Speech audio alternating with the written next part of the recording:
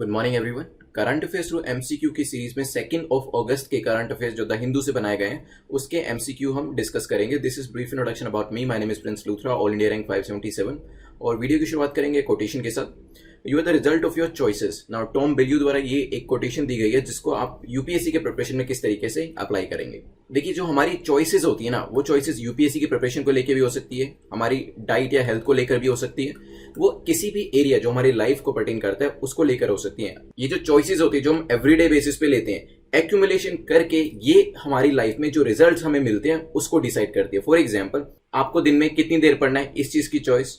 आपको hard subject पहले पढ़ना है या इजी सब्जेक्ट पढ़ना है, हार्ड सब्जेक्ट को पढ़ना भी है या फिर उसको एग्जाम से पहले छोड़ देना है, मॉक टेस्ट देना है या नहीं देना है, ये भी एक चॉइस है अपने आप में। रिवीजन करनी है या नहीं करनी है, ये भी एक चॉइस है आपकी। इस बार का एग्जाम देना है या नहीं देना है, ये भी एक चॉइस है। और एवरीडे बेसिस पे जो भी आप छोटे छोटे डिसीजन लेते हैं, राइट फ्रॉम कि क्या पढ़ना है, क्या नहीं पढ़ना है, क्या खाना है, क्या नहीं करना है, ये जब छोटी छोटी चॉइसेस एक्यूमुलेट हो जाती है ना, वो फिर एक रिजल्ट जो होता है आपको कुछ टाइम के बाद दिखने लगता है। फॉर एग्जाम्पल, मान लीजिए कि आपके पास 2 चॉइसेस हैं कि आप फास्ट फूड खा सकते हैं या फिर न्यूट्रिशियस फूड जो होता है वो खा सकते हैं। अगर एवरीडे बेसिस पे आप चॉइस लेते हैं कि मुझे फास्ट फूड खाना है बिकॉज इजीली एक्सेसिबल है और आपको टेस्टी भी लगता है, अगर आप एवरीडे बेसिस पे इन दोनों चॉइसेस के बीच में फास्ट फूड को चूज करते हैं 1 दिन, 2 दिन, 3 दिन, ऐसे ही 1 महीना, और वो 1 महीना 1 साल में कन्वर्ट हो जाता है, क्या आपको लगता है आफ्टर 1 ईयर आपकी जो हेल्थ होगी वो बेटर होगी या नहीं? देयर इज अ गाय जो कि ये चॉइस लेता है, देयर इज अनदर गाय जो कि न्यूट्रिशियस फूड की चॉइस लेता है। 1 साल के बाद जो दोनों के रिजल्ट होंगे, जो दोनों की हेल्थ होगी, जो as a resultant of their diet होगी,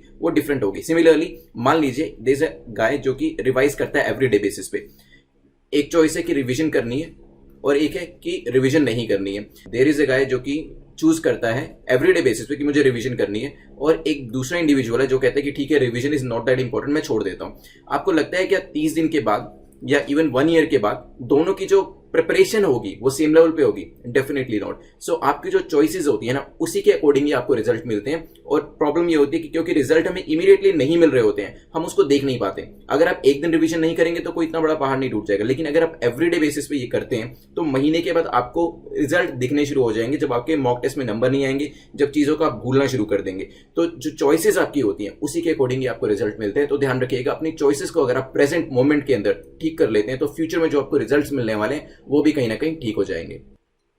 चलिए टॉपिक्स को देख लेते हैं कौन कौन से डिस्कस करने वाले हैं। सबसे पहले हम फिस्कल डेफिसिट के बारे में एक एमसीक्यू देखेंगे, आईपी के बारे में भी देखेंगे, khadi and village industry commission के बारे में भी एमसीक्यू है, ऑपरेशन ब्रीदिंग के बारे में देखेंगे, देन 1947 ट्राइपार्टाइट अग्रीमेंट जो हुआ था उसके बारे में भी हम डिस्कस करेंगे, ग्लोनास के बारे में, बाइडू के बारे में भी क्वेश्चन है, नाविक के ऊपर भी एक क्वेश्चन है हमारे पास, जियो स्टेशनरी के बारे में डिस्कस करेंगे, alliances to end plastic waste के बारे में भी एक एमसीक्यू, और फाइनली फिर हम पूरा रिवाइज करेंगे। जो मार्किंग स्कीम है हमारी कुछ इस तरीके से है। अगर अपर 2 ब्रैकेट्स में आपका स्कोर होता है दैट इज 60% से ज्यादा स्कोर करते हैं, 6 या 6 से ज्यादा एमसीक्यू स्टिक कर पाते हैं, तो वो आपका सेफ जोन कहलाता है, क्योंकि यहाँ पे आपका जो एग्जाम है वो निकल जाएगा। लेस देन 6 अगर आपके मार्क्स है 1, 2, 3 अप टू 5 स्कोर करते हैं तो आपको दोबारा अटेम्प्ट कर लेना चाहिए, क्योंकि वो मार्क्स आपके वहां पर आपको इंप्रूवमेंट की जरूरत है। चलिए फर्स्ट क्वेश्चन पे चलते हैं जो कि फिस्कल डेफिसिट को लेकर है। पूछा गया है Which of the following statement is or are correct about fiscal deficit? Fiscal deficit को लेकर कौन सी स्टेटमेंट आपकी सही है? पहली कहती है it's a shortfall in a governments income compared with its spending.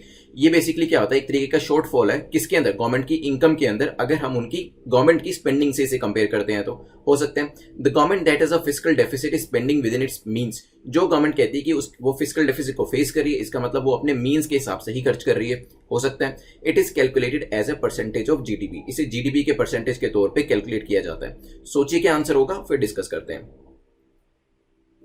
चलिए देखिए, मैंने आपको पहले भी बताया था बेसिकली क्या होता है, गवर्नमेंट का जो एक्सपेंडिचर होता है माइनस जो गवर्नमेंट का रेवेन्यू होता है, क्रूड सेंस में फिस्कल डेफिसिट इसको कहा जाता है। आप अगर इंडिविजुअल एग्जांपल लें, मान लीजिए आपका एक्सपेंडिचर 30,000 है और आपकी जो इनकम है दैट इज 20,000, तो यहाँ पे आपका फिस्कल डेफिसिट कितना हो जाएगा, 10,000। This is just a crude way of explaining it. अगर हम गवर्नमेंट की बात करें यहाँ पे तो yes it's a shortfall in government income. अगर गवर्नमेंट की इनकम कम है उसके स्पेंडिंग से, मतलब उसके खर्चे से, तो डेफिनेटली वो फिस्कल डेफिसिट को फेस कर रही है। Second statement common sensical statement है। देखिए, अगर अपने मीन्स में रहकर कोई गवर्नमेंट खर्च कर रही होती तो फिस्कल डेफिसिट उसको देखना ही नहीं पड़ता, क्योंकि जितने मीन्स है, जितनी चादर है, उससे ज्यादा आप खर्च कर रहे हैं, उससे ज्यादा पैर फैला रहे हैं, तभी फिस्कल डेफिसिट आपको फेस करना पड़ रहा है। तो इसी वजह से सेकंड स्टेटमेंट आपकी इनकरेक्ट हो जाती है। क्या इसे जीडीपी के परसेंटेज के तौर पर कैलकुलेट किया जाता है? तो तीसरी स्टेटमेंट ठीक है। फिस्कल डेफिसिट आपने सुना ही होगा, कुछ टाइम पहले तक हम कहते थे कि 4% ऑफ आर जीडीपी है, फिर हम कहते थे कि हम इसे 3.5% तक लेके आएंगे। अभी भी हमारा जो टारगेट था वो 3.5% के आसपास ही था। अभी जो न्यूज आई है उसमें ये बताया गया है कि हो सकता है आगे आने वाले टाइम में ये 8% ऑफ जीडीपी हो जाए, क्योंकि गवर्नमेंट को इनकम ज्यादा नहीं हो रही है। कोविड पेंडेमिक की वजह से जो टैक्स रेवेन्यू है वो गवर्नमेंट का कम हो गया है, लेकिन जो स्पेंडिंग है मेडिसिन के ऊपर और भी जो चीजें टेस्टिंग के लिए फैसिलिटीज प्रोवाइड करी जा रही है उसके लिए गवर्नमेंट काफी ज्यादा पैसा वहां पे खर्च कर रही है। तो यहाँ पे फिस्कल डेफिसिट जो है वो इंक्रीज हो सकता है। यहाँ पे पहली और तीसरी स्टेटमेंट हमारी ठीक है, आंसर क्या हो जाएगा, B will be the correct answer. अब फिस्कल डेफिसिट जो मैंने आपको क्रूड वे में बताया था, एक्सपेंडिचर माइनस रेवेन्यू, उसका एक्चुअल में फॉर्मूला होता क्या है इकोनॉमिक पर्सपेक्टिव से वो देख लीजिए। Basically it's a total expenditure of the government, जिसमें कैपिटल और रेवेन्यू एक्सपेंडिचर दोनों ही होते हैं। तो कैपिटल प्लस रेवेन्यू एक्सपेंडिचर आपका होता है माइनस, इसमें से माइनस करते हैं गवर्नमेंट की इनकम, जो कहां से हो सकती है, रेवेन्यू रिसीट से हो सकती है, रिकवरी ऑफ लोन्स, या फिर दूसरी किसी रिसीट से हो सकती है। तो यहां पे अगर आपने एक्सपेंडिचर में से रेवेन्यू लेस कर दिया तो क्या बचा, फिस्कल डेफिसिट बचा। तो ध्यान रखिएगा। अगर आपने कल का हिंदू एनालिसिस देखा था तो मैंने आपको बताया था वहां पर कि 83% जो हमारा टारगेट बजटेड पैसा था वो तो पहले क्वार्टर में ही खर्च हो गया था। तो अराउंड 6.62 लाख करोड़ जो था वो गवर्नमेंट ऑलरेडी ही खर्च कर चुकी है। तो आगे आने वाले टाइम में जो हमारा 3.5% हम सोच रहे थे कि हमारा फिस्कल डेफिसिट रहेगा, ऐसा इकोनॉमिस्ट बता रहे हैं कि वो 8% ऑफ जीडीपी को भी टच कर सकता है आगे आने वाले टाइम में, जो कि हमारा बजट गोल था कि हम इसे 3.5% तक ही रखेंगे। लेकिन क्योंकि सिचुएशन ऐसी हो गई है, अनकॉल्ड फॉर सिचुएशन है, किसी ने एक्सपेक्ट नहीं किया था, तो यहां पर जो आपका फिस्कल डेफिसिट है वो काफी राइज कर सकता है, ऑलमोस्ट डबल से भी ज्यादा हो सकता है। चलिए नेक्स्ट क्वेश्चन को देख लेते हैं। नेक्स्ट क्वेश्चन हमारा है सेकंड क्वेश्चन, जो कि IIP index of industrial production को लेकर है। इंडेक्स ऑफ इंडस्ट्रियल प्रोडक्शन को लेकर आपको बताना है कौन सी स्टेटमेंट करेक्ट है। पहली कहती है it shows the growth rates in the different industry group of the economy in a fixed period of time. Different industry के जो ग्रुप्स है हमारी इकोनॉमी के अंदर, एक फिक्स पीरियड ऑफ टाइम में उनके अंदर कितनी ग्रोथ हो रही है, इसको इंडेक्स ऑफ इंडस्ट्रियल प्रोडक्शन बताता है। हो सकता है it is compiled and published monthly bye ministry of commerce. Ministry of commerce जो है इसे मंथली कंपाइल करती है, ये भी हो सकता है। सोचिए क्या आंसर होगा, फिर डिस्कस करते हैं।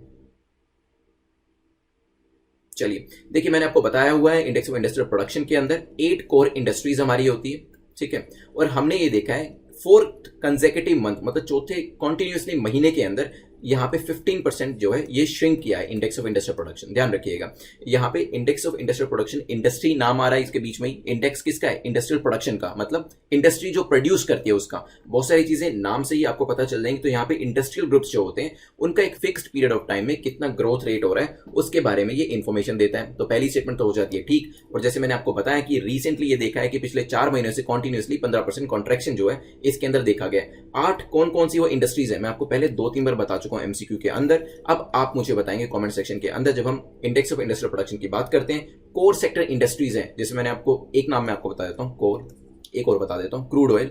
इसके अलावा 6 और इंडस्ट्रीज हैं जो आप मुझे कमेंट सेक्शन में बताने वाले हैं।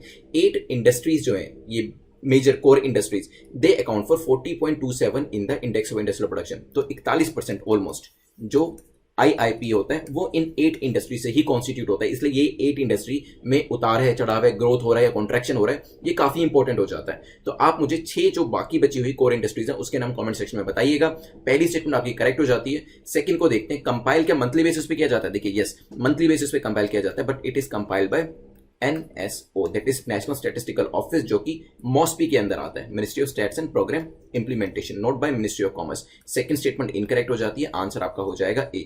कुछ चीजें जो आईआईपी के बारे में हम पहले भी डिस्कस कर चुके हैं वो एक बार रिवाइज करा देता हूं। जैसे कि बेस ईयर प्रीलिम्स के अंदर पूछा जा सकता है, इसका बहुत बार होता है ऐसा, इसको 10-11 कर देंगे या 12-13 कर देंगे क्वेश्चन को गलत कराने के लिए।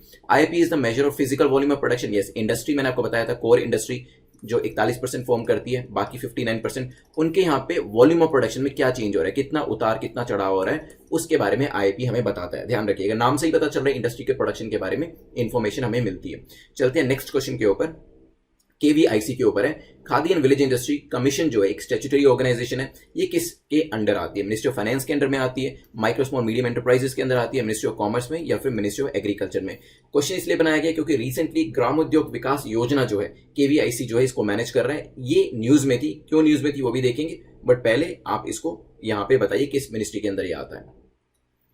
चलिए देखिए, रिसेंटली हुआ क्या है, micro small medium enterprises that is MSME ने एक प्रोग्राम को अप्रूव किया जो कि आर्टिजन्स को बेनिफिट करेगा। आर्टिजन्स कौन से, जो कि अगरबत्ती की मैन्युफैक्चरिंग के अंदर लगे हुए हैं। तो ऐसे आर्टिजन जो कि अगरबत्ती को मैन्युफैक्चर कर रहे हैं, ग्राम उद्योग विकास योजना के अंतर्गत उनके लिए एक प्रोग्राम जो है वो चलाया गया है। एमएसएमई जो है वही यहाँ पे केवीआईसी को गाइड करता है। तो B is the correct answer, KVIC MSME के अंडर में आता है। न्यूज क्या थी? ग्राम उद्योग विकास योजना को लेकर न्यूज थी। B will be the correct answer. कुछ और देख लेते हैं। ग्रामोद्योग विकास योजना जो है ना, बेसिकली दो कंपोनेंट्स हैं इसके, खादी ग्रामोद्योग विकास योजना के, उसमें से एक है।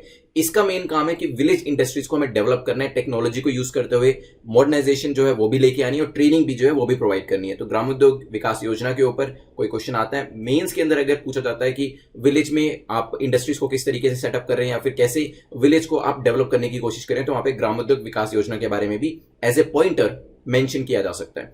चलिए नेक्स्ट क्वेश्चन पे चलते हैं, विच इज क्वेश्चन नंबर 4 को देखते हैं। With which country India is performing operation breathing space? तो कौन सी कंट्री के साथ इंडिया जो है ऑपरेशन ब्रीदिंग स्पेस है उसको परफॉर्म कर रहा है? क्या जापान है, मंगोलिया, यूएई, इजराइल? सोचिए क्या आंसर होगा, फिर डिस्कस करते हैं। चलिए देखिए, रिसेंटली ना इजराइल ने एक अपनी टीम जो है इंडिया में भेजी, एक मल्टी प्रोंग मिशन के लिए, जिसको कोड नेम दिया गया है ऑपरेशन ब्रीदिंग स्पेस। इसमें होगा क्या, जो इजराइल की टीम है इंडियन अथॉरिटीज के साथ काम करेगी कोविड-19 को लेकर। तो हमारा आंसर हो जाएगा डी। इसके अंदर करने क्या जा रहे हैं हम देख लेते हैं एक बार। इसके अंदर बेसिकली जो डीआरडीओ है, डीआरडीओ और साथ में ही इजराइल की तरफ से इजराइल की जो टीम होगी वो पार्टिसिपेट करेगी, ताकि कुछ ऐसी रैपिड टेस्टिंग किट्स जो है वो बनाई जा सके कोविड-19 को डिटेक्ट करने के लिए विद इन 30 सेकेंड्स। इसके अंदर 4 मेजर चीजें करी जाएंगी। इसमें एक ऑडियो टेस्ट जो होता है वो इंक्लूड होगा, इसके अलावा एक ब्रेथ टेस्ट होगा वो इसमें इंक्लूड होगा, देन एक थर्मल टेस्ट होगा इसके अंदर,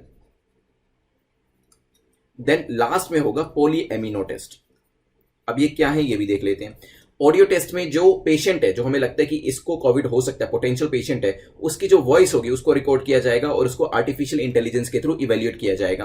ब्रेथ टेस्ट के अंदर भी एक ट्यूब के अंदर उसे ब्लो करने के लिए कहा जाएगा और डिटेक्ट किया जाएगा कि क्या इसके अंदर वायरस है कि नहीं है।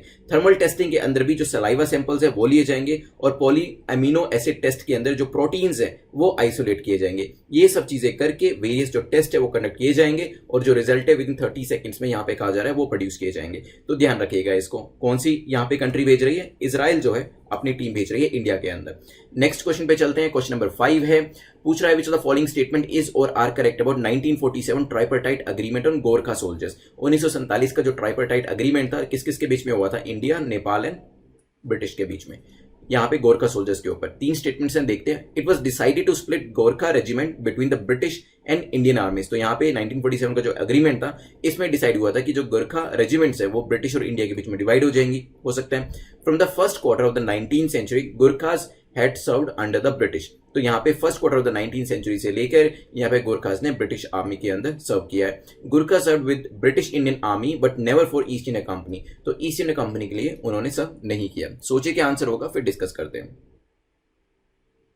चलिए देखिए, रिसेंटली इसके ऊपर क्वेश्चन इसलिए बनाया क्योंकि नेपाल के जो फाइनेंस मिनिस्टर हैं उन्होंने एक ट्राइपार्टाइट एग्रीमेंट 1947 का जो इसके ऊपर एक स्टेटमेंट दिया और कहा है कि नेपाल एंड यूके जो है बायलैटरल लेवल पर और नेपाल और इंडिया बायलैटरल लेवल पर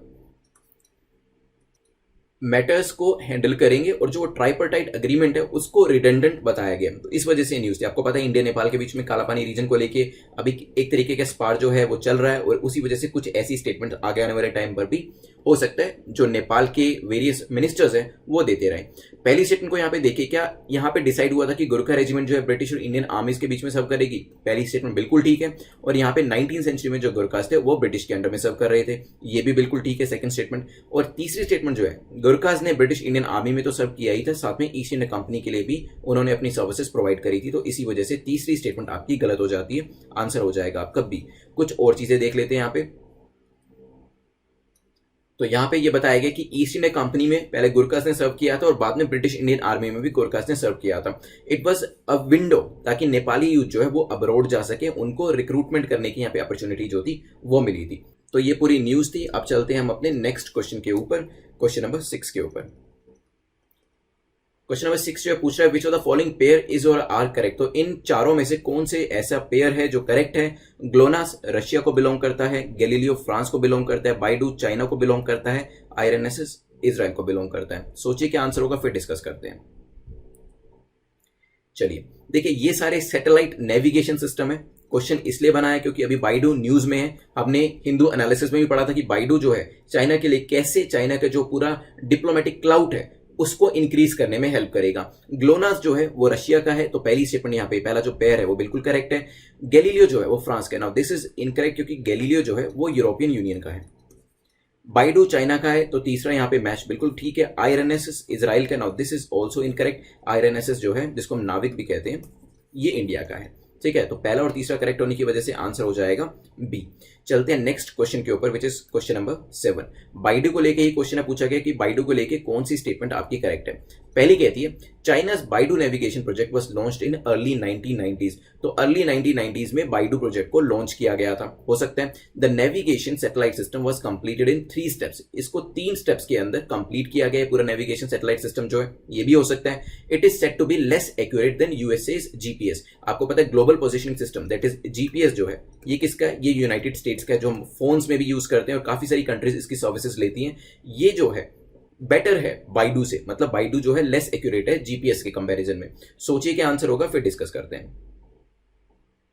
चलिए देखिए, BDS 1, BDS 2 एंड BDS 3, ये 3 स्टेप्स के अंदर जो बाइडू पूरा नेविगेशन सैटेलाइट सिस्टम है इसको कंप्लीट किया गया। तो 3 स्टेप्स में किया गया, बिल्कुल ठीक है। और लॉन्च किया गया था इसे अर्ली 1990s में नेविगेशन जो प्रोजेक्ट है। तो 2 स्टेटमेंट तो पहली हो जाती है ठीक। बात करी जाए इसकी एक्यूरेसी की, एक्यूरेसी इसकी कंपेयर करी है जीपीएस के साथ, तो जीपीएस के कंपैरिजन में इसकी एक्यूरेसी ज्यादा बताई जा रही है। तो तीसरी स्टेटमेंट आपकी हो जाएगी इनकरेक्ट। मैंने आपको लास्ट में हिंदू एनालिसिस में भी बताया था कि 1200 कैरेक्टर जो चाइनीज कैरेक्टर है उसकी कम्युनिकेशन इसके थ्रू करी जा सकती है, इमेज भी ट्रांसमिशन इसके थ्रू करी जा सकेगी। डिफेंस सेक्टर हो, ट्रांसपोर्टेशन सेक्टर हो, एग्रीकल्चर हो, फिशिंग सेक्टर हो, इन सब एरियाज में अब चाइना को काफी हेल्प मिलने वाली है और ये अब 4th global satellite navigation system बन जाएगा। सबसे पहले आपको पता है यूएसए का जीपीएस है, उसके बाद रशिया का ग्लोनास जो हमने पीछे देखा अभी, देन तीसरा था गैलीलियो और चौथा बन जाएगा ये हमारा ग्लोबल सैटेलाइट नेविगेशन सिस्टम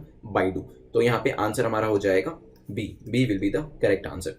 चलते हैं नेक्स्ट क्वेश्चन के ऊपर जो कि नाविक को लेके है, जिसे आईआरएनएस भी कहा गया है। Which of the following statement is or are correct about नाविक? नाविक के बारे में कौन सी स्टेटमेंट ठीक है? IRNSS, that is Indian Regional Navigation Satellite System, covers India and nearby region extending up to 2500 kilometre. तो इंडिया और उसके जो आसपास के रीजन है 2500 किलोमीटर तक ये कवर करता है, हो सकता है। The constellation consist of 8 active satellites. इसके अंदर 8 एक्टिव सैटेलाइट्स हैं। सोचिए क्या आंसर होगा, फिर डिस्कस करते हैं। चलिए यहां पे IRNSS जिसको नाविक का नाम दिया गया है, navigation with Indian constellation short form में कहते हैं इसे, is a regional satellite navigation. तो ये ग्लोबल नहीं है। देखिए तभी मैंने आपको पीछे कहा कि पीछे 4 हमने देखे थे, कौन कौन से थे? जीपीएस था, ग्लोनास था, गैलीलियो, बाइडू, क्योंकि ये ग्लोबल नेविगेशन सैटेलाइट सिस्टम है, ये रीजनल नहीं है। हमारा जो है वो ग्लोबल नहीं है, हमारा है रीजनल। नाम में भी दिया गया आईआरएनएस में Indian regional navigation satellite system. ये आईजीएनएस तो नहीं है, इंडियन ग्लोबल नेविगेशन नहीं, Indian regional navigation satellite system, जिसके अंदर 7 एक्टिव सैटेलाइट्स हैं। तो सेकंड स्टेटमेंट इनकरेक्ट हो जाती है। और जो इंडिया का आपका जो मैप है उसके आसपास 1500 किलोमीटर तक ये नजर रख सकता है। तो पहली स्टेटमेंट भी आपकी इनकरेक्ट हो जाती है। आंसर क्या हो जाएगा? Answer will B D. 7 active satellites हैं इसके अंदर, ध्यान रखिएगा, जिसके अंदर से कितने जियो स्टेशनरी हैं और कितने जियो सिंक्रोनस है, ये आप मुझे कमेंट सेक्शन में बताइएगा। हमारे आईआरएनएस के अंदर 7 टोटल है, बताइएगा कि ये कैटेगराइजेशन किस तरीके से। चलिए यहाँ पे ये हमने देख लिया, आईआरएनएस जो है 1500 किलोमीटर का एरिया जो है वो कवर कर रहा है और साथ में ही 7 एक्टिव सैटेलाइट्स हैं, जियो सिंक्रोनस और जियो स्टेशनरी मिलाकर। नेक्स्ट क्वेश्चन पे चलते हैं, विच इज क्वेश्चन नंबर 9। यहाँ पे 2 स्टेटमेंट दी गई और आपसे पूछा गया कि कौन सी स्टेटमेंट करेक्ट है, कौन सा कथन सही है। पहला है a geostationary orbit is a time of geosynchronous orbit in the same plane as that of equator. तो जियो स्टेशनरी ऑर्बिट जो है वो जियो सिंक्रोनस ऑर्बिट का एक टाइम है जब वो सारे इक्वेटर के सेम प्लेन पर होते हैं, हो सकता है। Geosynchronous orbit is any orbit which has a period equal to the Earth's rotational period। तो geosynchronous orbit ये वो ऑर्बिट है जब इसका जो टाइम पीरियड है वो अर्थ के रोटेशन पीरियड के इक्वल होता है, ये भी हो सकता है। सोचिए क्या आंसर होगा, फिर डिस्कस करते हैं। चलिए देखिए सेकंड स्टेटमेंट को देखते हैं। पहले जियोसिंक्रोनस ऑर्बिट की बात करें तो यस, ये एक वैसा ऑर्बिट है जहां पर जो पीरियड होता है इसका वो equal to the earth rotation period होता है, जो भी हम इमेज में देखेंगे। और जो जियो स्टेशनरी ऑर्बिट है it's a time of geosynchronous orbit, जब वो सेम प्लेन में होते हैं जिसमें इक्वेटर होता है। तो दोनों स्टेटमेंट्स हमारी यहां पर ठीक है। आंसर क्या हो जाएगा? Answer will be C. चलते हैं नेक्स्ट क्वेश्चन के ऊपर। क्वेश्चन नंबर 10 बात कर रहे हैं alliance to end plastic waste के बारे में which of the following statement इसके बारे में सही है। दो स्टेटमेंट दे रखे हैं, वन बाय वन देखेंगे। पहली कहती है alliance to end plastic waste was founded in 2019। तो ये जो alliance to end plastic waste इसे 2019 में as a non profit organisation found किया गया था। हो सकता है nearly 50 companies across the plastic value chain have joined the alliance and together they have committed to invest USD 1.5 billion. जो यहाँ पे 50 कंपनीज है जो कि प्लास्टिक वैल्यू चेन से कहीं ना कहीं रिलेट करती है, उन्होंने ज्वाइन किया इस अलायंस को और कमिट किया कितना, 1.5 बिलियन US डॉलर इसके अंदर कमिट किया। सोचिए क्या आंसर होगा, फिर डिस्कस करते हैं। चलिए देखिए, सिंगापुर बेस्ड एनजीओ है अलायंस टू एंड प्लास्टिक, जिसने अभी इंडिया में USD 70 मिलियन से लेके 100 मिलियन तक इन्वेस्ट करने की बात करी है अगले 5 सालों में, ताकि प्लास्टिक वेस्ट इंडिया से खत्म किया जा सके। ओवरऑल जो अलायंस है इसके पास $500 मिलियन का बजट जो है वो रहता है एनवायरमेंटल प्रोजेक्ट्स के लिए, और उसमें से 100 मिलियन जो अभी इंडिया के लिए दिए जा रहे हैं, रेस्ट जो है वो साउथ ईस्ट एशिया, चाइना जैसी कंट्रीज के लिए रखे जाएंगे। इन्वेस्टमेंट जो करी जाती है वो प्लास्टिक वेस्ट को खत्म करने के लिए की जाती है, और न्यूज में इसलिए था क्योंकि 28 जुलाई जो है वर्ल्ड नेचर्स कंजर्वेशन डे के तौर पे कमेमोरेट किया जाता है, इसी वजह से हमने इसको डिस्कस किया। आंसर हमारा हो जाएगा बी, क्योंकि दोनों ही स्टेटमेंट ठीक है। सिंगापुर बेस्ड ये एनजीओ है, ध्यान रखिएगा। 10 क्वेश्चन हमारे कंप्लीट होते हैं, अब 2 मिनट के अंदर इसे रिवाइज करेंगे, इसको मिस नहीं करना है आपको। और इस वीडियो से कंसर्निंग जो रिवीजन पोस्ट होगी वो मैं कल डाल दूंगा, क्योंकि 24 आवर्स में आपको एक बार रिवाइज करना जरूरी होता है। अगर 24 आवर्स में आप एक बार रिवाइज कर लेते हैं तो चीजें कंसोलिडेट हो जाती हैं, तो कोशिश करिएगा इसे रिवाइज करने की। अभी हम फिस्कल डेफिसिट के बारे में देखेंगे। तो इज इट अ शॉर्टफॉल, मैंने आपको बताया था फिस्कल डेफिसिट जो है वो शॉर्टफॉल है, इनकम जो है उतनी नहीं है, खर्चे आपके ज्यादा हो रहे हैं। थर्ड स्टेटमेंट हमने देखी थी जीडीपी के परसेंटेज के तौर पे कैलकुलेट करते, तो तीसरी स्टेटमेंट भी ठीक है। फिस्कल डेफिसिट में क्या आप विद इन मीन्स खर्च कर रहे होते, नहीं, आप बियॉन्ड मीन्स खर्च कर रहे होते हैं, ये हमने पढ़ा था। हमने इसका फॉर्मूला भी देखा था। फिस्कल डेफिसिट का एक्सपेंडिचर जो है कैपिटल रेवेन्यू दोनों मिला के होता है, इनकम आपकी रेवेन्यू से भी हो रही होती है, रिकवरी ऑफ लोन से भी होती है, और अदर रिसीट्स भी होती है इसके अंदर। फिर हमने इंडेक्स ऑफ इंडस्ट्रियल प्रोडक्शन के बारे में देखा। It shows the growth rate different industries के अंदर। मैंने कोर इंडस्ट्री बताई थी जिसका 41% कॉन्ट्रीब्यूशन रहता है IIP के अंदर। कोल, क्रूड ऑयल बताया था। 6 दूसरी कौन सी कोर इंडस्ट्रीज है वो आप मुझे कमेंट सेक्शन में बताइएगा। यहाँ पे फिक्स पीरियड ऑफ टाइम में किस इंडस्ट्री के अंदर प्रोडक्शन इंक्रीज हो रही है, ग्रोथ हो रही है, कॉन्ट्रैक्शन हो रहा है, उसके बारे में हमने देखा था। कंपाइल किया जाता है इसे monthly by national stats office, जो कि मॉस्पी के अंडर आता है। बेस ईयर 2011-12 का रहता है, ये हमने डिस्कस किया था। फिर KVIC के बारे में देखा था हमने, माइक्रो स्मॉल मीडियम एंटरप्राइज के अंदर आता है। ग्रामोदय विकास योजना के बारे में भी देखा था कि अगरबत्ती बनाने वाले जो आर्टिजन है उनको यहाँ पे कहीं ना कहीं हेल्प करने की कोशिश करी जा रही है। फिर हमने ऑपरेशन ब्रीदिंग स्पेस के बारे में देखा था। इजराइल अपनी टीम भेज रहा है इंडिया के अंदर, और यहाँ पे मल्टी प्रोंग मिशन जो है वो स्टार्ट किया जाएगा। टेस्टिंग जो है 30 सेकंड के अंदर रिजल्ट दिए जाएंगे। 4 तरीके के टेस्ट होंगे, audio test, breath test, thermal test and poly amino test. DRDO और इजराइल की टीम मिलके इसके ऊपर काम करेगी। फिर हमने देखा था ट्राइपार्टाइट अग्रीमेंट के बारे में। नेपाल जो है कालापानी रीजन को लेके काफी सारी यहाँ पे स्टेटमेंट्स दे रहा है। अब इसने 1947 ट्राइपार्टाइट अग्रीमेंट के बारे में कहा कि ये जो अग्रीमेंट था रिडंडेंट हो चुका है। यहाँ पे हमने ये देखा इस पर्टिकुलर अग्रीमेंट के बारे में, क्योंकि हिस्ट्री का क्वेश्चन है लेकिन करंट अफेयर से रिलेट कर रहा है तो इंपॉर्टेंट हो जाता है आपके लिए। It was decided to split Gorkha regiment. Yes, यहाँ पे ब्रिटिश और इंडियन आर्मीज के बीच में इसे स्प्लिट कर दिया गया था।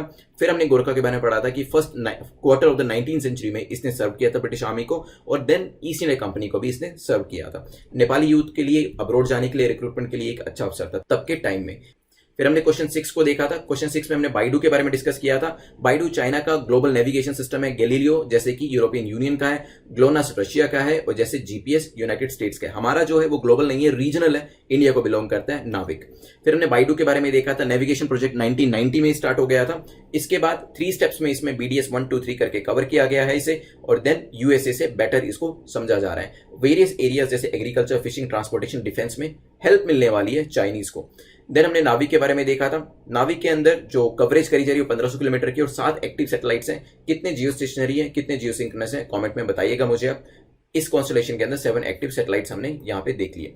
इसके बाद हमने डिस्कशन किया था जियो स्टेशनरी, जियो सिंक्रोनस ऑर्बिट के बारे में, और यहाँ पे जियो स्टेशनरी ऑर्बिट जो था, एक टाइम था जियो सिंक्रोनस ऑर्बिट का जब ये इक्वेटर के साथ होते हैं। सिमिलरली जियो सिंक्रोनस ऑर्बिट के बारे में देखा था। सिंक्रोनस के अंदर ये एक ऐसा ऑर्बिट होता है जिसमें अर्थ के रोटेशन के पीरियड इसका टाइम पीरियड होता है, ये भी हमने देख लिया। लास्ट क्वेश्चन में हमने देखा था एक एनजीओ के बारे में, Singapore based NGO alliance to end plastic के बारे में, 2019 में फाउंड किया गया था। इसका जो पूरा बजट था एनवायरमेंट के लिए वो $500 मिलियन US का है, जिसमें से 100 मिलियन इसने इंडिया के लिए अगले 5 सालों के लिए कमिट किया है। बाकी का ये चाइना और दूसरी साउथ ईस्ट एशिया कंट्रीज के लिए लगाएगा। 28 जुलाई को वर्ल्ड कंजर्वेशन हमारा डे था, नेचर कंजर्वेशन डे, इसलिए इसे कमेमोरेट किया गया और इस एनजीओ के बारे में बात करी गई। तो हमारे 10 क्वेश्चन यहाँ पे कंप्लीट होते हैं। कमेंट सेक्शन में मार्क्स जरूर लिख दीजिएगा। रिवीजन कल आपको जरूर करना है इसको, और फर्स्ट रिवीजन आपकी हो चुकी है, सेकंड रिवीजन आपको जरूर करनी है। क्वेश्चन ऑफ द डे जो है वो देख लीजिए। NTPS national transit pass system के बारे में मुझे कमेंट सेक्शन में बताइएगा, and then I will send you the PDF of July month. इसके अलावा लास्ट क्वेश्चन जो हमने डिस्कस किया था उसका जो आंसर है मेक इट ने करेक्ट दिया है। आप मुझे मेल करके बताइएगा कि आपको जो बुक चाहिए, जो पीडीएफ चाहिए करंट अफेयर्स की, वो हिंदी में चाहिए या इंग्लिश में चाहिए। इसके अलावा कोई भी डाउट है तो मुझसे आप पूछ सकते हैं, कमेंट सेक्शन में मार्क्स जरूर लिख दीजिएगा। You can subscribe the channel, bell icon को प्रेस कर दीजिएगा। Thanks for watching, have a nice day.